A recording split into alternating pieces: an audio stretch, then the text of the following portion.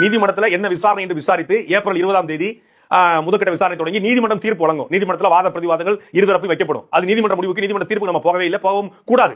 சங்கீதா அவர்களே மிக தெளிவாக அந்த அஃபிடவிட் சொல்றாங்க, எங்களுடைய தனிப்பட்ட வாழ்க்கை குறித்து நான் எதனால விவாதத்தை வாங்குறேன், எங்க 2 பேருக்கான பர்சனல் குறித்து யூடியூப்லயோ மெயின் ஸ்ட்ரீம் மீடியாக்கள்லயோ சோசியல் மீடியாக்கள்லயோ பேசுவதை கூடாது என்று அஃபிடவிட்ல அதையும் சேர்த்திருக்காங்க. அதனால அந்த பர்சனலுக்குள்ள நம்ம எப்பவுமே போகக்கூடாது. ஆனா அதை சாக்காக வைத்துக்கொண்டு சங்கீதா அவர்களுடைய கேரக்டர் குறித்து அவங்க யாரோ இயக்குறாங்க, யாரோ பணம் கொடுத்துட்டாங்க அப்படிலாம் ஒன்று தேவையே கிடையாது. எனக்கு சங்கீதா அவருடைய குடும்பம் குறித்து தெரியும்.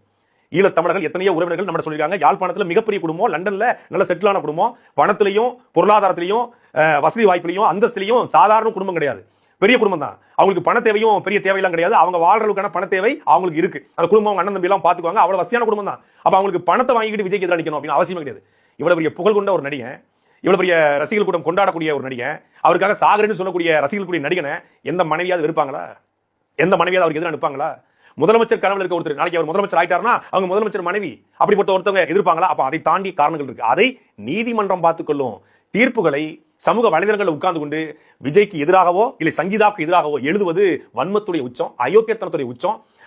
இதை சாக்கா வச்சுக்கிட்டு சங்கீதாவுடைய கேரக்டரை எவனாவது அசாசினேட் பண்ண நினைச்சா, சங்கீதாவுடைய குணாதிசயங்களை கேரக்டரை அதை அசாசினேட் பண்ண நினைச்சா அதுக்கப்புறம் பார்த்துட்டு பொறுத்துட்டு கடந்து போக முடியாது. இறங்கி அடிக்க வேண்டிய தேவை ஏற்படும்.